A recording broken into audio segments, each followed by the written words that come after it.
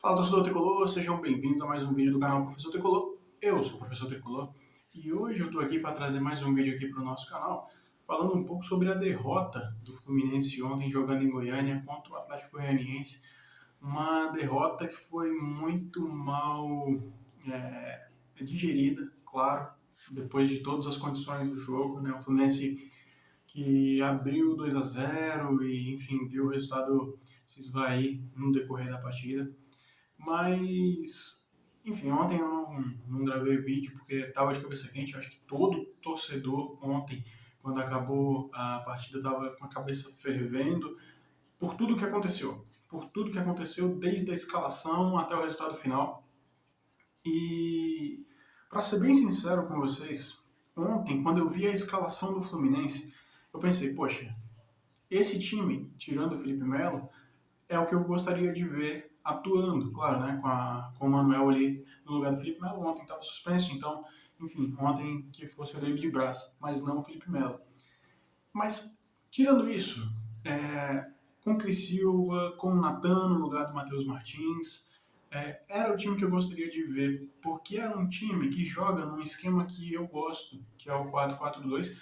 Tá certo que o Natan tentou muitas jogadas pelo lado direito, e na verdade a primeira bola do Natan foi pela esquerda, mas enfim, estava se movimentando bem na partida, né? O pênalti logo no início do jogo deu uma coisa que eu não gostei, porque o Fluminense fez um gol e logo se deixou de atacar, e isso é um problema.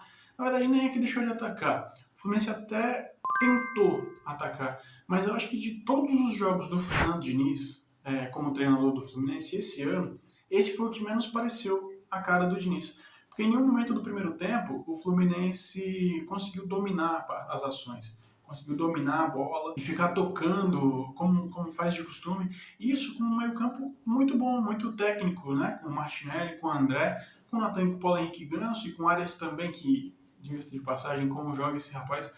Enfim, mas é um meio-campo muito construtor. E em nenhum momento o Fluminense conseguiu o domínio, o controle da partida. Claro, não estava levando nenhum susto também, mas enfim, não conseguiu demonstrar o futebol que vinha apresentando ou que deixou de apresentar em algumas partidas, mas que a gente sabe que é característica do futebol do Fernando Diniz.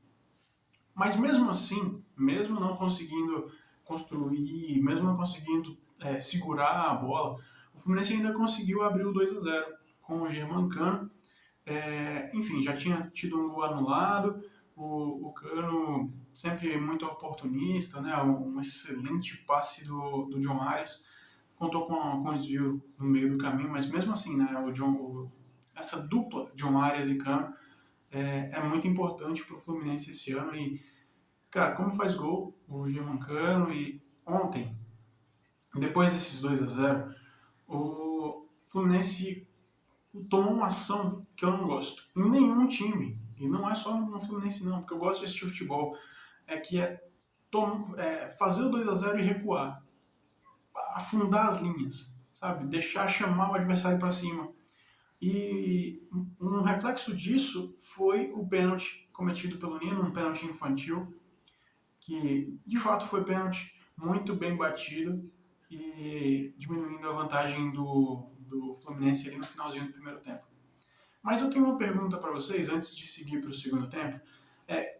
Vocês, assim como eu, quando viram a escalação, tirando o Felipe Melo, porque eu sei que essa é uma exceção dentro da construção perfeita desse time, mas vocês gostaram da escalação inicial? Vocês mudariam algo? Deixariam o Caio Paulista? Porque eu, particularmente, gente, eu vou ser bem sincero com vocês, quando eu vi a escalação do Cristiano, eu falei, caramba, aleluia, aleluia, que ele vai dar oportunidade para um cara do ofício, um lateral esquerdo de verdade. Porque, para ser sincero, mais ainda com vocês, não aguento mais ver o Caio Paulista atuando pelo lado esquerdo do Fluminense. Assim como eu não aguento mais ver o Felipe Melo atuando na defesa do Fluminense. Na verdade, o Felipe Melo ainda consegue ser pior, porque eu não consigo ver ele atuando com a camisa do Fluminense mais.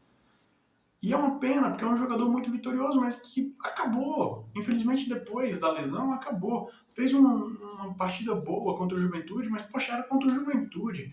o pior time do campeonato. Ontem, contra o segundo pior, já não conseguiu fazer a mesma coisa. E se o Diniz ainda fala que ele dá qualidade na saída de bola, poxa, Diniz, pelo amor de Deus, assiste o jogo, assiste ao jogo. Vê que qualidade que o Felipe Melo dá. O Manuel, com toda a limitação técnica dele, dá uma qualidade melhor nessa saída de bola. Então, assim, chega de insistir nesses erros. Até porque esses erros, eles afastam o Fernando Diniz da torcida. Eu vi muitas críticas, tanto ontem quanto hoje, com relação à falta de humildade do Fernando Diniz de reconhecer erro. E, de fato, isso é um problema, porque ele acaba perdendo o torcedor, um torcedor que sempre teve do lado dele. O Fernando Diniz ontem, para mim, acertou na escalação, tirando o Felipe Melo, né, com exceção do Felipe Melo, acertou em tudo, menos nisso, e errou demais nas substituições. Chega de Marrone também. Marrone já teve várias oportunidades e não correspondeu. Então, enfim, o Fernando Diniz tem muita coisa para tirar do jogo de ontem. Mas voltamos ao jogo, né? O Fluminense começou o segundo tempo bem. Foi até mais ou menos os 10, 12, 15 minutos do segundo tempo, foi bem. Só que depois, de novo, recuou as linhas e chamou o Atlético Goianiense. E é impressionante como eles abusaram da bola aérea. E como todas as bolas aéreas o Fluminense perdeu.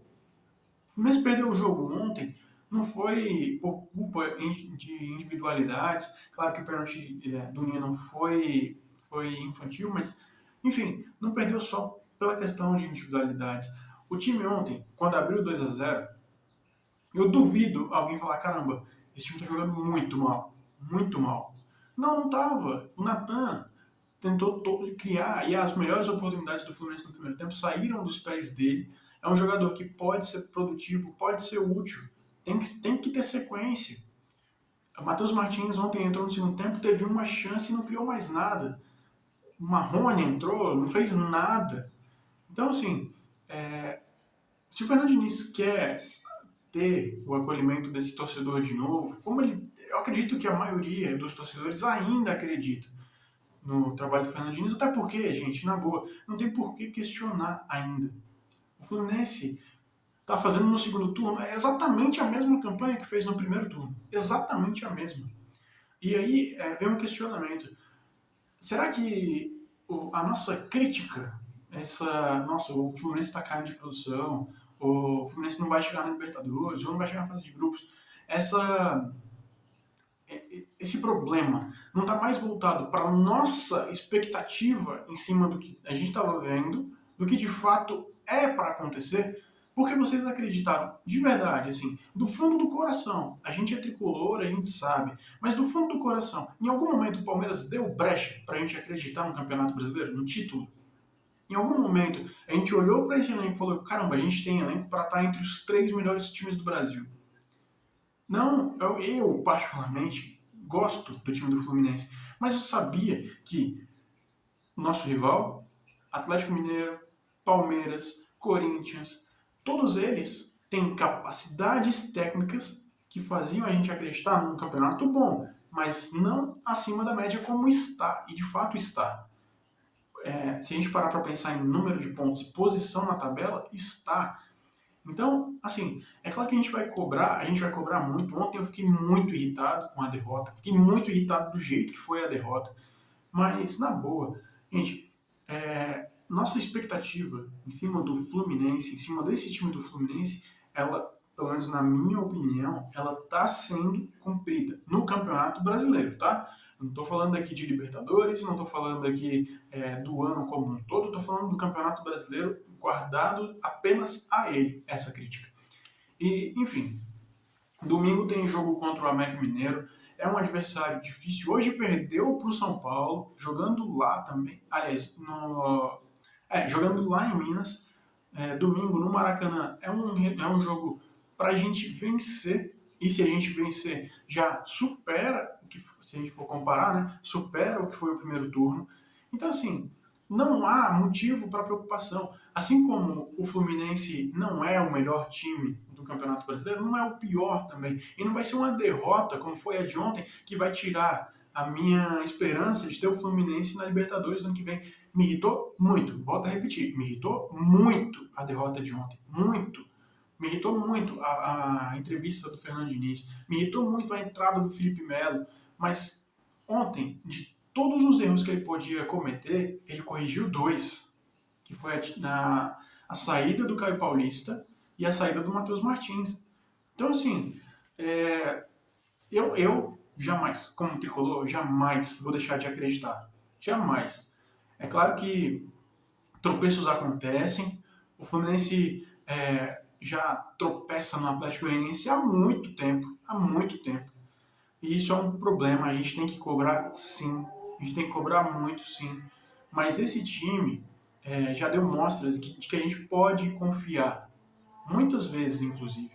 O Fluminense já venceu jogos no qual não mereceu, venceu jogos jogando muita bola e vai perder jogos jogando muita bola, porque isso é futebol. O futebol não é uma ciência exata. O futebol não é uma certeza. Você não entra numa partida sabendo o que vai acontecer. E, gente, se o futebol fosse assim, a gente podia entregar a taça de campeão brasileiro para o Palmeiras, não hoje, mas há 5, talvez 10 rodadas atrás. Porque é um time que não tropeça, é um time que não perde pontos e em nenhum momento deu brecha para o azar. A gente tem que saber a hora de criticar. Ontem foi um momento de criticar. Coloca a cabeça no lugar, tenta pensar se realmente o Fluminense está abaixo da tua expectativa no que diz respeito ao Campeonato Brasileiro, ou se não, e se vale a pena a gente simplesmente abrir mão agora de acompanhar o nosso tricolor. É claro que não. É claro que a nossa torcida nunca fez isso e não vai ser agora que vai fazer. E, enfim, se vocês têm algum comentário, é sempre muito bem-vindo. Eu gosto demais de ler todos os comentários. A mudança do Fernando Diniz ontem surtiu um efeito. Eu acredito que o 4-4-2 pode ser um esquema bom, tá? Um esquema muito bom. Todos os 4 meio-campistas, todo mundo que joga ali do meio para frente tem muita qualidade técnica. Então, enfim, para encerrar o vídeo, gostaria de agradecer a todos vocês. Para mim é um prazer enorme, como vocês já sabem, fazer o vídeo, produzir para vocês. Se você concorda, se você discorda, eu gostaria de ler nos comentários. E muito, muito, muito obrigado por terem assistido o vídeo até aqui. E não se esqueçam, isso vale muito agora. Nunca deixe com que seus medos sejam maiores do que sua vontade de vencer. Tamo junto, até o próximo vídeo e valeu!